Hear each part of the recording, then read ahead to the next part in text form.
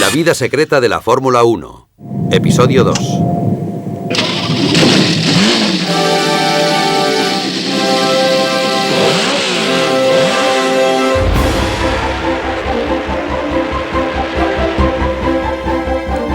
Durante más de 50 años han existido dos competiciones dentro de la Fórmula 1. Una sobre la pista, entre los pilotos, y la otra entre el órgano directivo y los ingenieros que diseñan y construyen los coches.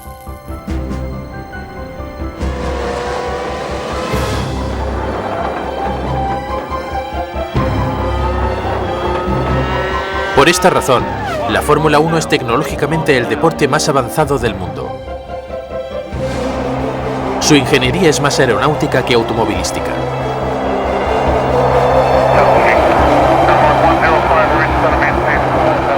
En Fórmula 1 existen reglamentos para todo: tamaño de los neumáticos, dimensiones del chasis, el tipo de motor, seguridad dentro de pista.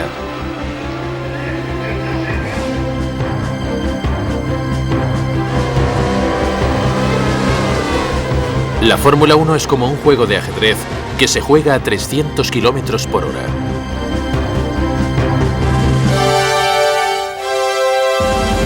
El límite.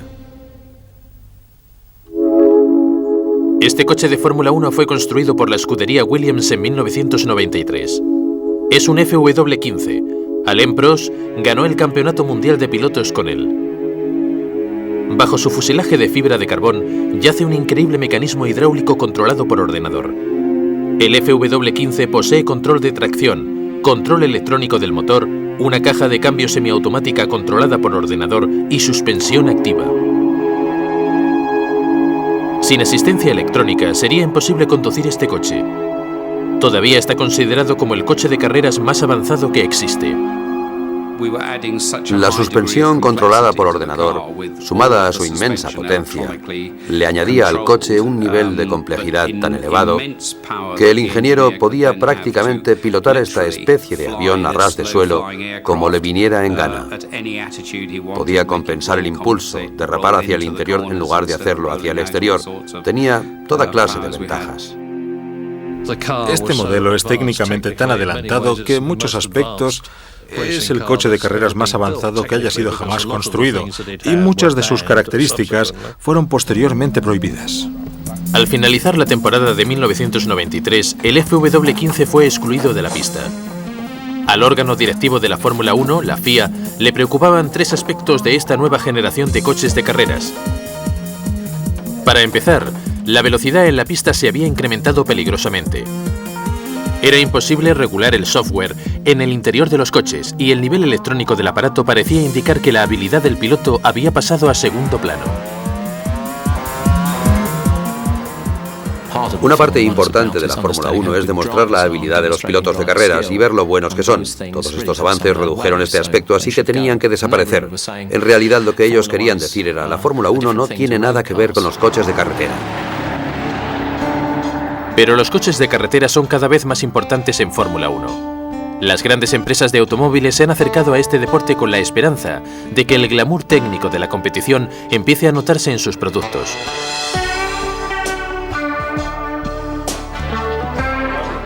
Juan Pablo Montoya, piloto de Williams, y el piloto de pruebas Marc Gené han venido al circuito de carreras de Valencia para deleitar a los invitados de uno de los más importantes patrocinadores de Williams. Este es un coche de carretera, equipado con tecnología electrónica punta para facilitar su conducción. Sin embargo, la asistencia más importante, la conducción y estabilidad asistida, será desconectada. Con el control de tracción apagado, la conducción del coche depende de la habilidad del piloto. De esta forma, pueden llevarse a cabo maniobras imposibles de realizar con el equipo electrónico en pleno funcionamiento.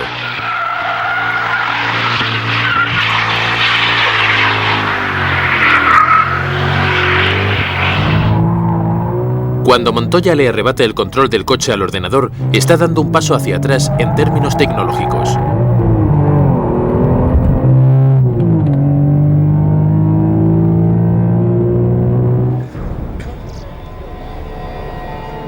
Silverstone, Inglaterra, otro circuito de carreras. Esta es la oficina de Montoya. Un coche de Fórmula 1 es una especie distinta a las demás. Para empezar, no tiene puertas, y para ahorrar peso, ni siquiera lleva un motor de arranque incorporado.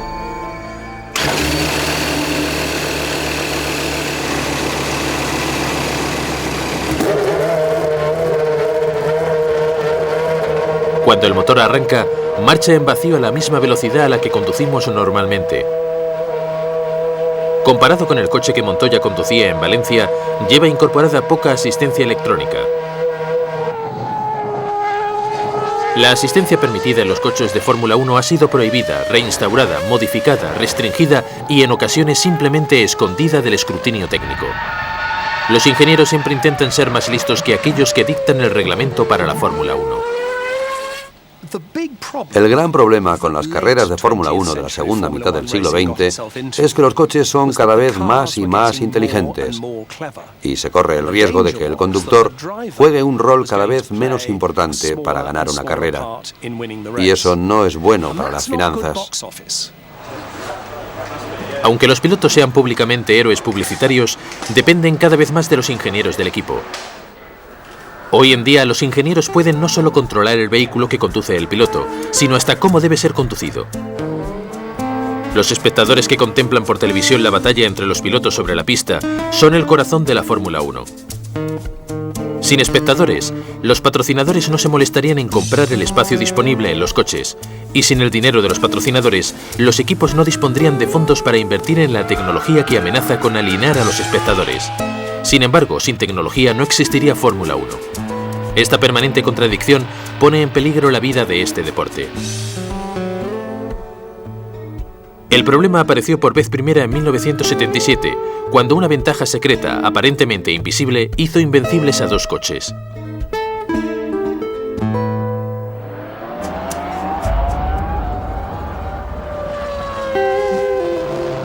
Desde finales de los años 70, los coches de Fórmula 1 se parecen cada vez menos a un coche y más a un avión. En lugar del coche compacto en forma de cigarro puro de otros tiempos, estos coches de última generación se convirtieron en extraordinarias piezas de tecnología secreta. Los pioneros fueron los siniestros Lotus negros modelo 78, diseñados por Colin Chapman.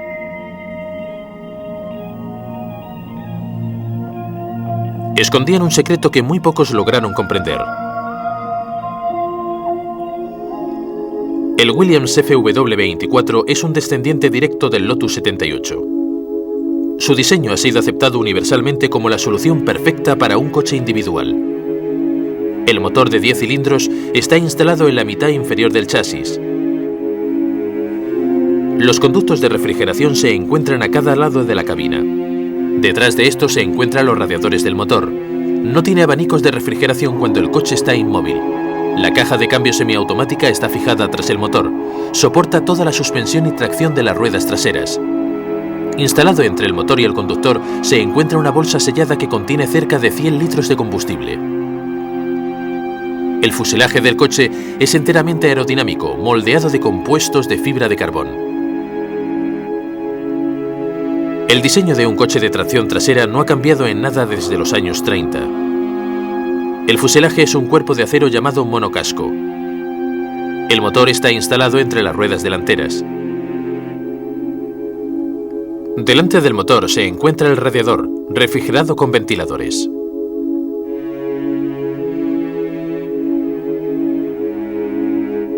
Detrás del motor se encuentra la caja de cambios. Un árbol de transmisión transporta la energía desde la caja de cambios a través de un diferencial hacia los ejes de las ruedas traseras. Un tanque de combustible de metal o plástico se instala bajo los asientos traseros. El conductor se sienta erguido a un lado. Para facilitar la conducción, se puede añadir al vehículo cualquier tipo de tecnología.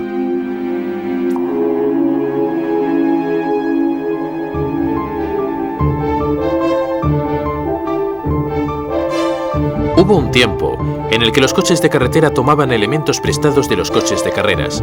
Neumáticos, frenos, volantes, motores, todas estas piezas se probaban en la pista.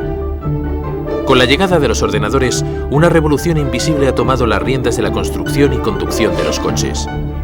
Un espacio como este está equipado con control de tracción y de estabilidad, frenos antiatasco, suspensión activa, caja de cambios electrónica, incluso una memoria digital de quién es el conductor. Pero la mayor parte de estos cambios no surgieron de la Fórmula 1. Durante muchos años, nadie en Fórmula 1 ha podido decir seriamente que el deporte automovilístico haya mejorado los coches de carretera. La mayor parte de lo que existe dentro de un coche de Fórmula 1 no tiene interés para los coches normales, pero es muy importante para los ingenieros. Frank Derney es un ingeniero, especialista en aerodinámica. Al soplar aire sobre una hoja de papel, está demostrando un hecho científico. Cuando el aire corre sobre una superficie, su presión cae y el papel se eleva en el aire. Las alas de un aeroplano utilizan este principio para poder despegar.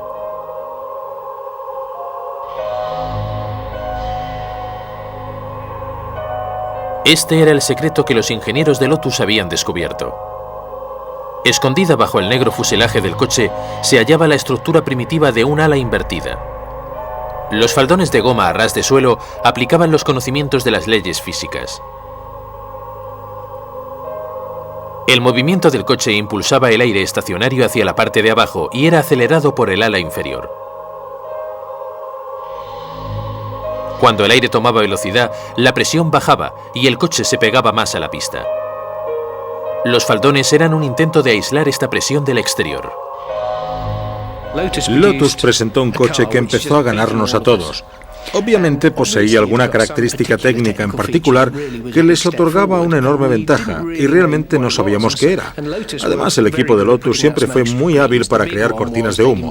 Nos hicieron creer que era un diferencial nuevo, y cada vez que el coche era retocado cubría la caja de cambios, y alguien se escabullía dentro del camión y salía con alguna pieza envuelta en un trozo de tela para distraer nuestra atención, porque en realidad habían descubierto una manera de generar 3 veces más fuerza gravitacional sin generar arrastre, lo que les confería una mayor sujeción. Además, tener un diferencial mejorado, como intentaban hacernos creer, no les habría otorgado una ventaja tan grande, incluso si hubiera sido perfecto. Finalmente hicimos un modelo en un túnel de viento y quedó demostrado que el efecto tierra era una ventaja enorme. Frank Derney ayudó a perfeccionar lo que Lotus había descubierto. El FW-107 de 1979 tenía un ala mejorada, pero Derney se dio cuenta de que el aire que entraba constantemente por abajo, destruyendo la succión, podría ser evitado instalando faldones corredizos. Los faldones de Williams no eran flexibles, sino rígidos, y se movían de arriba a abajo sobre una ranura en el flanco, asegurando el coche la pista en todo momento. Esta ventaja fue una revelación. Los faldones fueron prohibidos en 1981. Desde entonces, cualquier ventaja aerodinámica tenía que ser buscada a lo largo de cada centímetro cuadrado del fuselaje. Lo primero que golpea el aire es el ala frontal, y el ala frontal no es más que un ala de aeroplano invertida. Estas piezas de aquí reducen el aire atraído por la baja presión que existe debajo del coche, y cuanto menos aire sea atraído bajo el coche, la sujeción será mucho mayor. Estas piezas sirven para que el aire enfríe los frenos. Si los frenos no se mantienen refrigerados, la actuación del coche no será fiable, y es muy importante.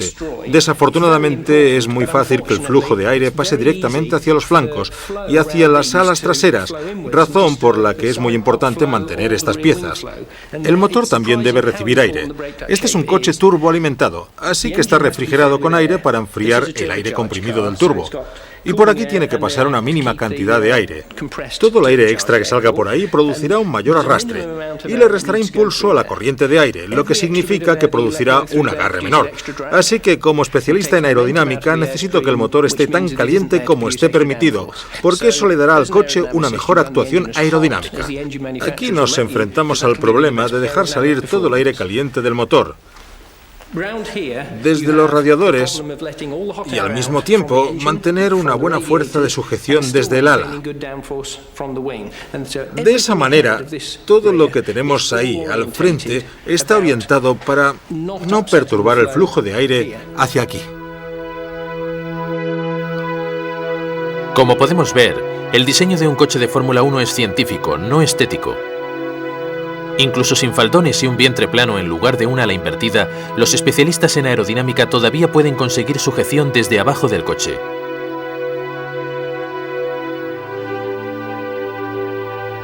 Las alas frontales que cortan el aire son ajustadas para dirigir la proa hacia abajo. Esto mejora la sujeción, especialmente al tomar las curvas. El fuselaje está moldeado para atraer el aire. Si funciona bien, las alas traseras también lo harán.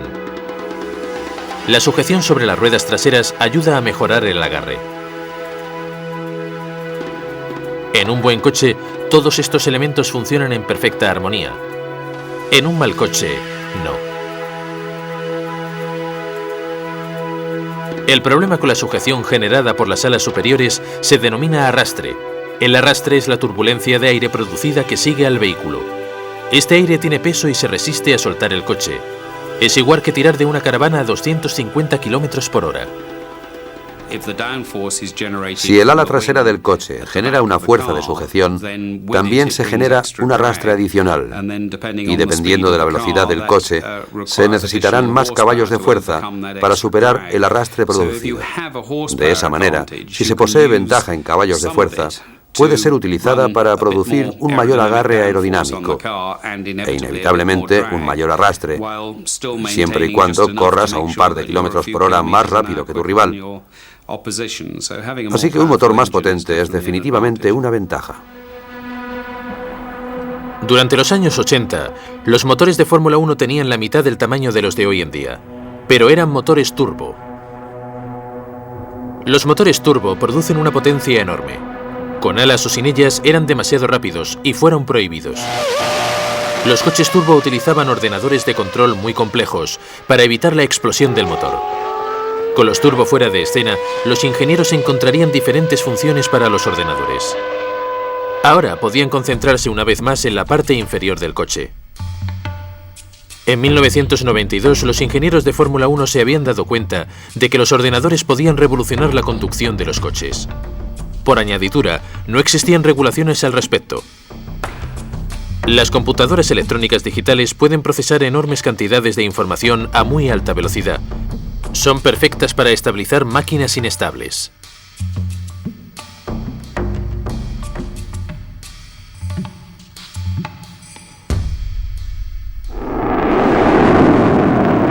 El Eurofighter es una máquina inestable. Un avión de combate diseñado en la Guerra Fría. Está construido en base a 3 superordenadores. El piloto controla los ordenadores y los ordenadores controlan el avión. Sin la ayuda de los ordenadores, el piloto no podría pilotar porque no hay apoyo manual. Dependemos de esos ordenadores, pero afortunadamente nos ofrecen enormes ventajas. Una de las ventajas es que el piloto no tiene que preocuparse por movimientos que pueden estrellar o dañar el avión. Los ordenadores regulan constantemente lo que ha hecho el piloto, procesan información sobre el estado general del aparato y mantienen la estabilidad mientras el piloto se ocupa de pelear.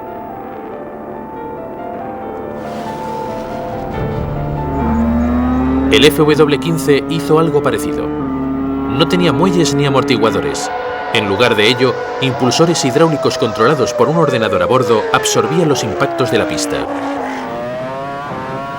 El ordenador procesaba la información sobre lo que hacía el piloto y sobre la actuación del coche sobre la pista, miles de veces por segundo. Los impulsores recibían esta información y mantenían al coche exactamente a 6 centímetros sobre el suelo en todo momento. La idea era la de mantener al coche a la altura óptima sobre el suelo, de modo que siempre se estuviera produciendo la máxima sujeción posible. Con muelles convencionales, cuando se accionan los frenos, el peso es transferido hacia adelante, la proa se inclina hacia abajo y la parte de atrás se levanta cambiando la estabilidad. Cuando se acelera el coche al tomar una curva, la parte de atrás se inclina y la proa se levanta y eso altera el equilibrio del coche. Si fuera posible tener un sistema de suspensión activa que fuera rápido y efectivo para compensarlo, no importaría si se toma una curva a baja velocidad sin mucho efecto tierra o una curva a alta velocidad generando una enorme sujeción. El coche se mantiene a la altura óptima sobre el suelo. Ese era el objetivo de la suspensión activa y puede hacerte ganar segundos de ventaja.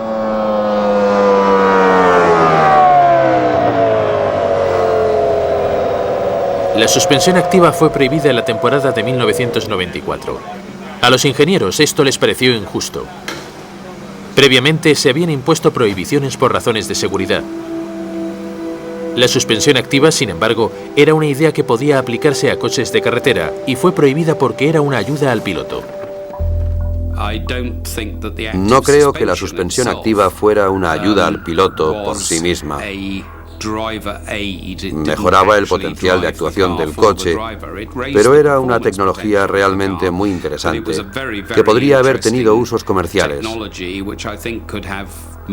Creo que fue una lástima que esa mejora en particular fuera prohibida en Fórmula 1.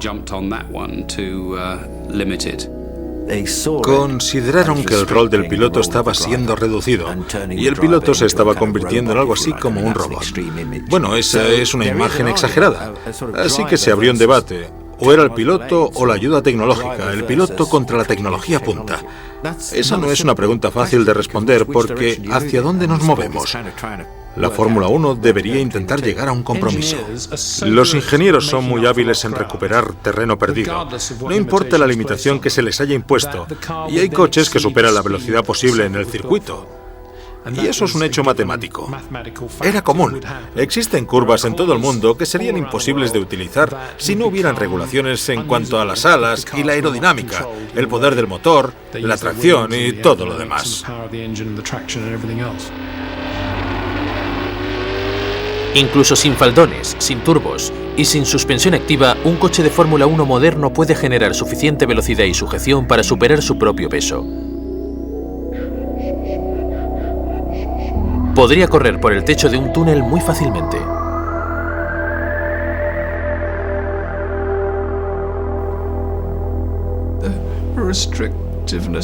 La severidad de las reglas te obliga a ser cada vez más creativo. Te obliga a pensar en cualquier manera de encontrar un resquicio legal en la regulación que puedas explotar y acelerar aún más tu coche. Si está permitido, todo el mundo hará lo mismo. Así que tienes que pensar en alguien o en algo más. Y eso es parte de la diversión. En el instante en que un coche de carreras toca la pista, el diseñador de ese coche estará pensando como un artista. Y si podemos lograr que los proveedores del motor hagan ciertas mejoras, entonces sé qué detalles se puede mejorar. Así que es un cambio constante todo el tiempo. Y si como resultado un coche puede vencer la gravedad, no es nada sorprendente. La mayor fuente de esta tecnología es la aeronáutica. Piensa en la aeronáutica. Está basada en la aerodinámica. En ese campo también hay que ser creativo con los materiales, lograr que tus aviones sean los más ligeros y resistentes posibles, lograr que funcionen en condiciones extremas. Realmente no tiene nada que ver con los coches de carretera. Por otro lado, la Fórmula 1 es exactamente así. ¿Cómo puedes lograr que el coche sea lo más ligero y resistente posible y a la vez cómo lograr la mayor suspensión posible? De ahí el uso de la fibra de carbono. Este tipo de habilidades en cuanto a los materiales y la aerodinámica es un ejemplo de cómo están relacionadas entre sí las industrias que lo hacen posible. Existen ciertos requerimientos para un coche de Fórmula 1 que son los mismos que en un avión de combate.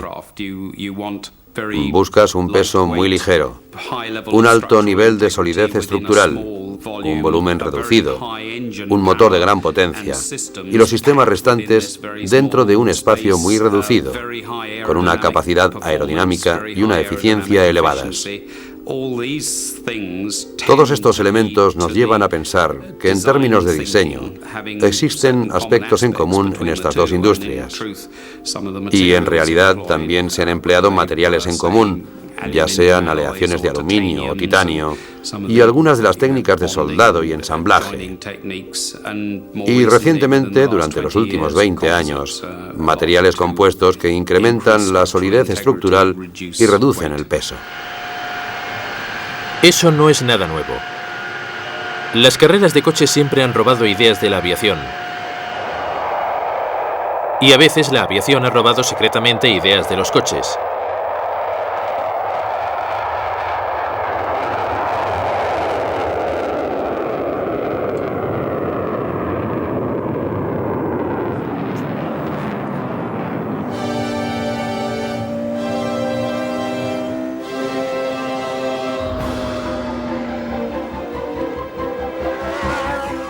Desde los coches con faltones de finales de los 70 hasta los coches con suspensión activa de principios de los 90, los ingenieros de Fórmula 1 se han vuelto cada vez más herméticos sobre su tecnología.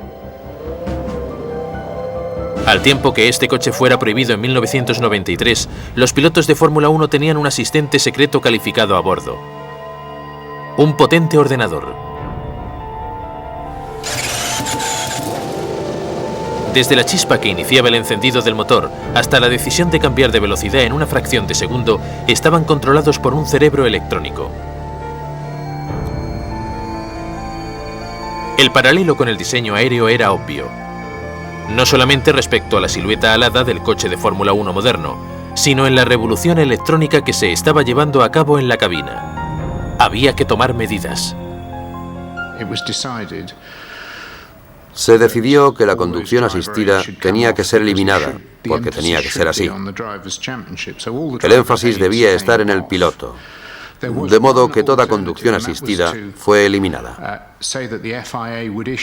Existía una alternativa, y era que la Federación Internacional de Automovilismo pusiera en circulación controles electrónicos que serían entregados con cada motor, pero pensaron que las compañías sentirían miedo al ver alterada su tecnología.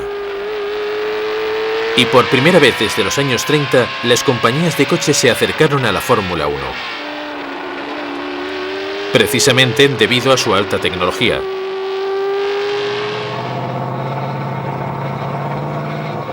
Y los poderosos gigantes automovilísticos han aprendido las lecciones de la historia. Al final, la tecnología siempre gana.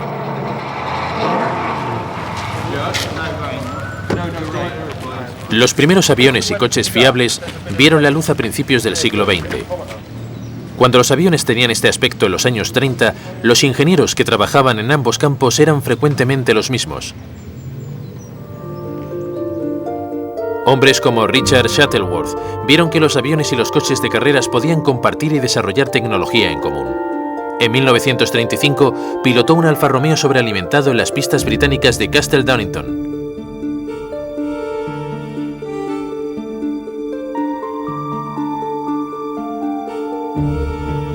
Ganó la carrera.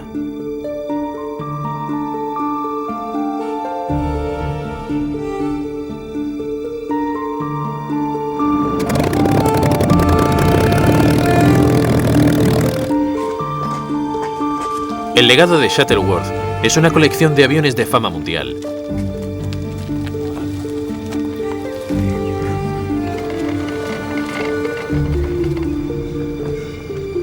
Estos aviones, que en su día fueran lo más avanzado, hoy resultan pintorescos. Pero en ese momento fueron la inspiración de los diseñadores de coches de carrera.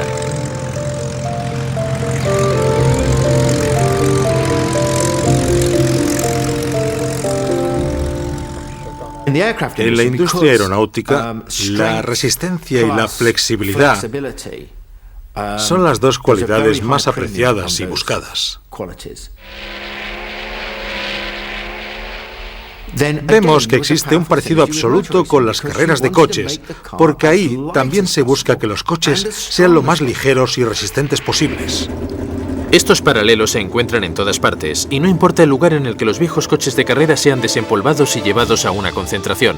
Los fantasmas de los antiguos aeroplanos acuden junto a ellos. Las cabinas de los coches se asemejan mucho a la cabina de un avión. Al igual que los amplios radiadores. Los motores refrigerados de alta potencia. Estos tubos de escape podrían pertenecer a un Hawk, un Rimrod o un Maserati. Ruedas radiadas que en ambos casos ofrecen fuerza y velocidad. Estructuras aerodinámicas que dirigen el aire bajo el tren de aterrizaje y fueron utilizadas en coches. Incluso detalles como el asegurar las tuercas con alambre para prevenir su caída por la vibración son comunes en ambos casos. Pieles de aluminio sostenidas por remaches, fáciles de quitar para un mantenimiento y reparación inmediatos. Los soportes para las alas de este biplano Avro Tutor de 1931 tienen el mismo perfil aerodinámico que los tubos de suspensión de este coche de carreras de Williams, construido 60 años más tarde. Principalmente, la aviación le demostró a los diseñadores de coches de carrera cómo se podían montar motores grandes de alto rendimiento en espacios reducidos.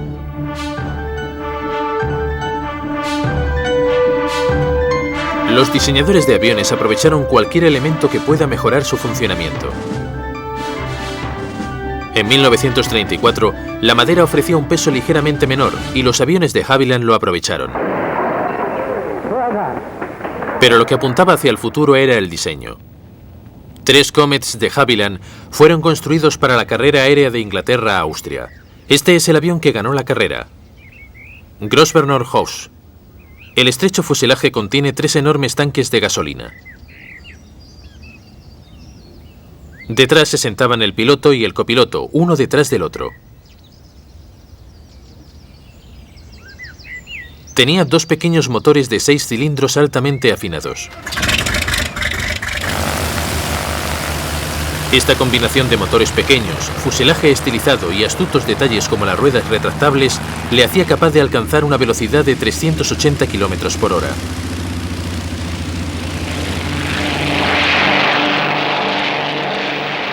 Cinco años más tarde, reaparecería como el bombardero más veloz de la Segunda Guerra Mundial.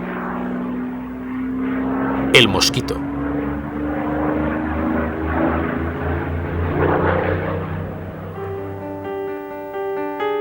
Los alemanes tenían prohibido el desarrollo de motores de aviación desde 1919.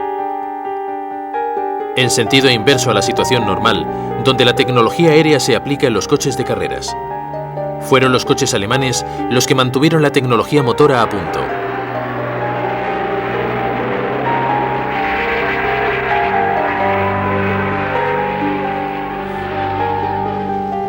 En 1937, los aviones Messerschmitt eran equipados con motores Daimler-Benz de 12 cilindros sobrealimentados.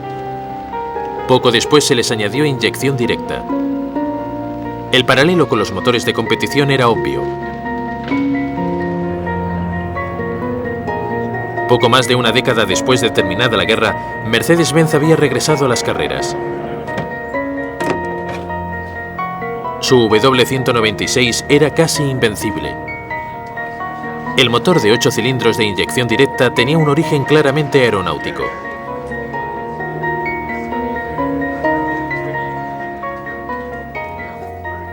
Diez años atrás, existía otra escudería que corría para la Alemania nazi. El Auto Union era muy diferente. Su diseñador, Ferdinand Porsche, estaba convencido de que trasladar el motor detrás del conductor mejoraría el diseño de un coche de carreras.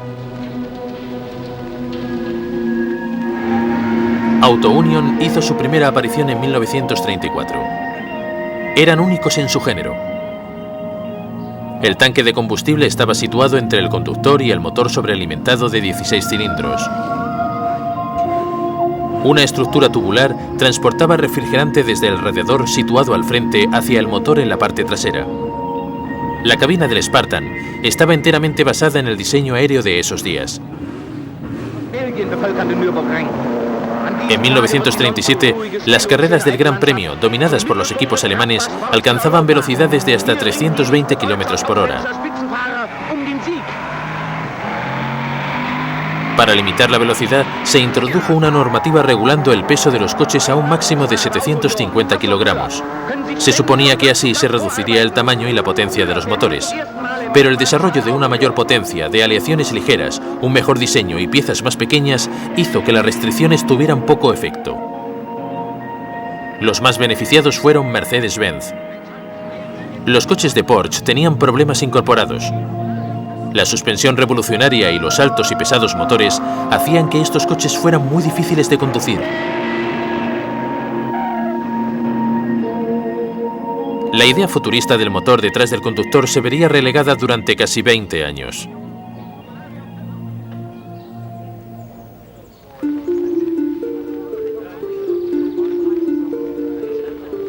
Año 1951.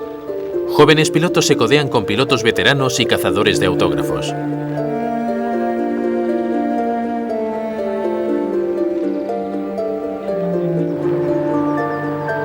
Durante todo el día, los equipos acuden a un viejo aeródromo llamado Silverstone para el Gran Premio Británico.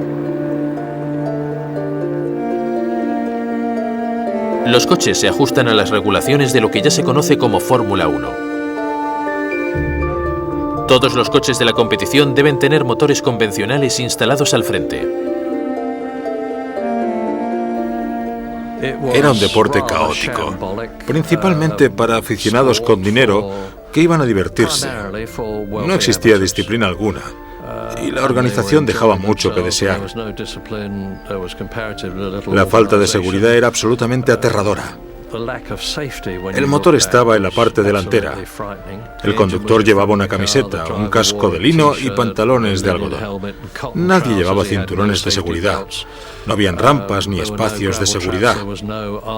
Y había más de 100.000 personas en Silverstone en el primer Gran Premio de la posguerra, separados de los coches por una cuerda. Es un milagro que no se hayan producido fatalidades en masa. Los espectadores detrás de las cuerdas no pudieron ver un coche amarillo ganar un gran premio. Las carreras de principios de los 50, los coches rojos, el color de competición tradicional de Italia, tenían los mejores motores y ganaron la mayor parte de las carreras.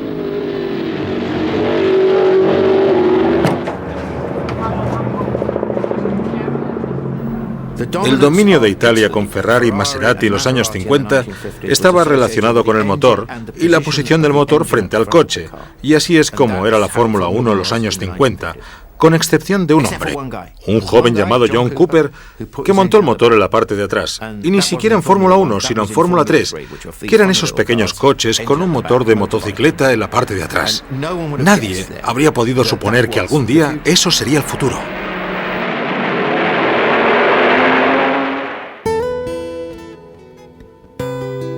El futuro de la Fórmula 1 después de la guerra empezó en 1947 detrás de un garaje en el suburbio londinense de Surbiton. El ingeniero John Cooper, en el centro de la pantalla, diseñaba y construía coches para lo que se conocía como la fórmula de carreras de los pobres, la Fórmula 3. Su idea para un coche de carreras era la de soldar juntas las partes delanteras de dos Fiat 500 de desecho y después añadir algunos tubos. Cooper instaló el motor detrás del piloto por la sencilla razón que en Fórmula 3 el motor de una motocicleta propulsaba el coche a través de una cadena. Y cuanto menor fuese la distancia entre la cadena y las ruedas traseras, mayor sería esta potencia. Con el peso del motor y el del piloto igualmente distribuidos entre las ruedas, estos coches estaban muy bien balanceados. Los coches de John Cooper se hicieron muy populares entre los pilotos aficionados que buscaban un coche barato y eficiente para los fines de semana. Era un ingeniero, sabía exactamente lo que hacía, conocía las ventajas de instalar el motor en ese lugar. Estoy seguro de que había visto los Auto Union, coches con motor trasero que existían antes de la guerra, y pensó que podía hacerlo mejor. Mónaco, el primer Gran Premio de la temporada de Europa. Los mejores equipos del automovilismo toman sus puestos para probar su valía en esa temporada.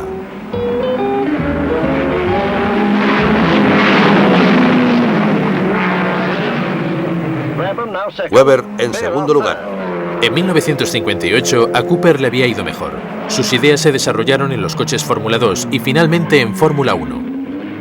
A pesar de tener menos caballos de fuerza que la competencia, los Cooper estaban mejor equilibrados y empezaban a preocupar a los italianos, luchando fervientemente por la supremacía. Poco a poco, Cooper había terminado el trabajo que Porsche había empezado con sus Auto Union de motor trasero anteriores a la guerra. No ha podido alcanzar a Jeff Babins, que ha sido la revelación de la temporada al llegar en primer lugar a bordo de un Cooper. En muy pocos años, Cooper había entrado en Fórmula 1 con poco más de medio motor en cuanto a potencia, pero su concepción era mucho mejor que la del motor frontal, de modo que Colin Chapman, probablemente el ingeniero más creativo de la segunda mitad del siglo XX, copió esa idea para el Lotus.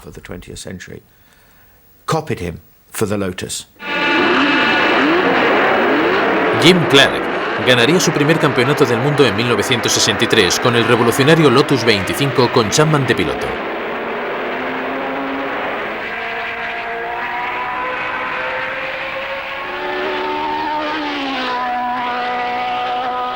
Si bien debió su inspiración a Cooper, tomó ideas prestadas de la aviación.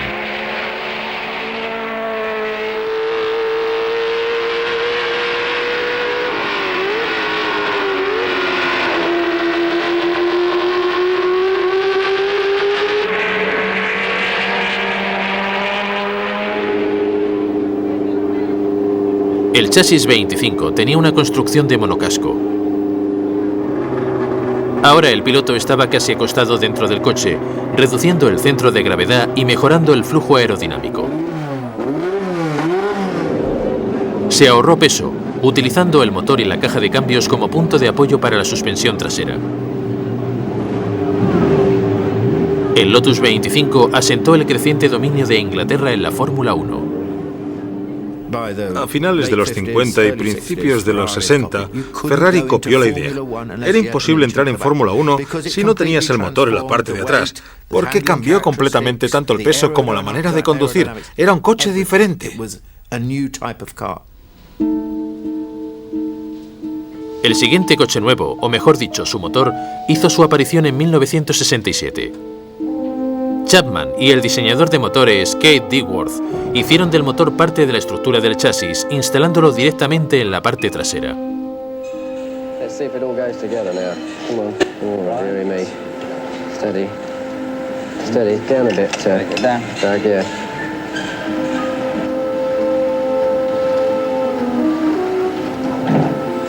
Yeah, that's fitting well. Beautiful. Yep, that's the job. Lovely. El motor era la estructura principal del coche. Eso era algo clásico en los aviones, y el estilo fue trasladado al Lotus 49, directamente desde la industria aeronáutica.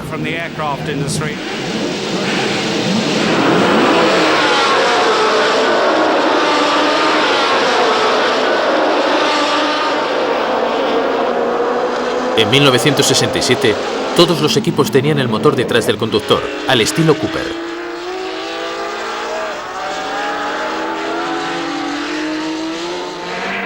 Los Ferraris italianos y los primeros coches Honda habían visto el futuro.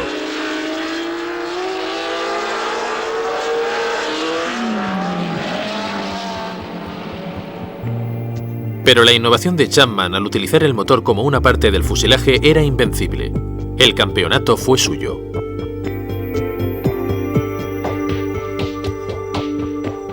Ahora el énfasis se alejaba de la pista. Un juego tecnológico del gato y el ratón se desarrolló al tiempo que los que hacían las reglas intentaban anticiparse a los ingenieros. Coches con 6 neumáticos. Como este Tyrrell de Ford, intentaron reducir el arrastre de los neumáticos grandes.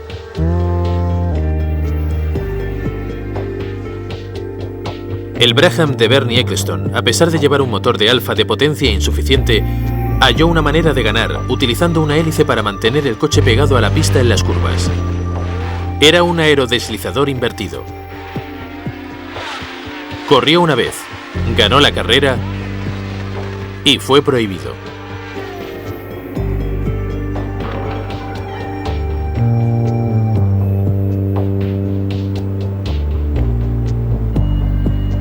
Aunque era fascinante, esta batalla a puertas cerradas en fábricas cada vez más secretas solo podía llevar a un final. Está claro que pueden construirse coches que no necesitan un piloto. Es posible programar los coches para que hagan cualquier cosa que tú quieras. Y si no puedes programar el coche, puedes controlarlo desde fuera de la pista con botones y controles, pero a nadie le interesaría ver aquello.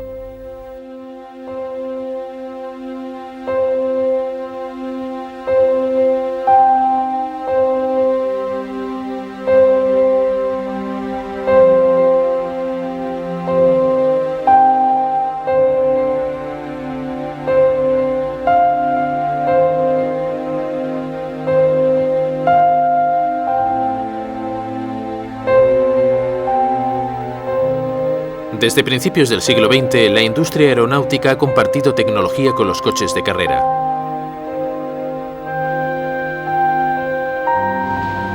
Lentamente al principio y con creciente velocidad, los coches de pista se parecen cada vez menos a un coche y cada vez más a un avión.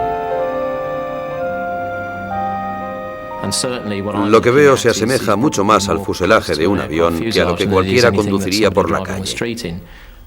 Siempre he pensado que si estuviéramos en 1942, Patrick Head estaría al frente de un equipo de ingenieros desarrollando un Spitfire o un Hurricane. Me imagino que en ese momento esa era la clase de ingenieros que intentaban llegar al límite.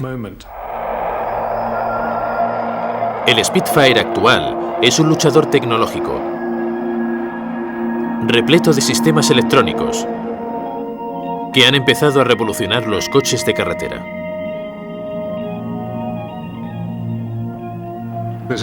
No existen motivos para limitar la tecnología de la Fórmula 1. Lo único que me preocupa es que no tenemos ni idea de hasta dónde queremos llegar. Es imposible dar marcha atrás y olvidar aquello que se ha descubierto. Hay que aceptar la tecnología. Lo importante es saber hasta dónde estás dispuesto a llegar. No es exagerado decir que actualmente los coches podrían ser equipados para correr por sí solos. Así no sería necesario tener pilotos. Pero en las carreras de coches no se trata de eso. Son una combinación del hombre y la máquina. En los aviones, el hombre y la máquina están unidos por la electrónica. El futuro del control de la aeronáutica no es la fuerza física o la habilidad, sino la conversación. Desplegar motores, control de altura, picados, frecuencias, picado, frecuencia, armamento. En el campo de batalla moderno existe demasiada información y los sensores del avión pueden procesarla íntegramente. Es muy fácil que esta información desborde al piloto, a menos que venga filtrada por ordenador y le dé un panorama posible de controlar desde la cabina, porque sin ella estaría completamente indefenso. Los mejores pilotos siempre han sido capaces de soportar el exceso de información. Los ingenieros de Fórmula 1 se han ocupado de ello. Desde el principio del 2002, el control de tracción electrónica ha sido legal en los coches de Fórmula 1. Apagar el control de tracción hace que esto sea posible.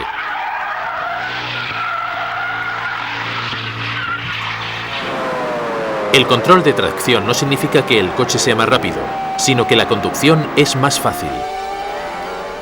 Si quieres, puedes dar una vuelta con la tracción encendida y otra vuelta con la tracción apagada, si quiero saber si mi pie derecho es mejor que el control de tracción. Seguramente podré hacerlo muy bien durante un par de vueltas, pero a largo plazo y a larga distancia, el control de tracción te permite concentrarte en otras cosas, en frenar, por ejemplo. O cuando sales de la curva, puedes empezar a cambiar de marchas, porque sabes que el coche no girará. Eso es lo que hace la tecnología, te hace la vida más fácil. Nadie quiere que la Fórmula 1 se retire de la vanguardia de la tecnología, pero es un equilibrio muy difícil de encontrar. Existen mentes brillantes en Fórmula 1 y deberían concentrarse en encontrar una lista de regulaciones para asegurarnos de que ese equilibrio sea sostenible.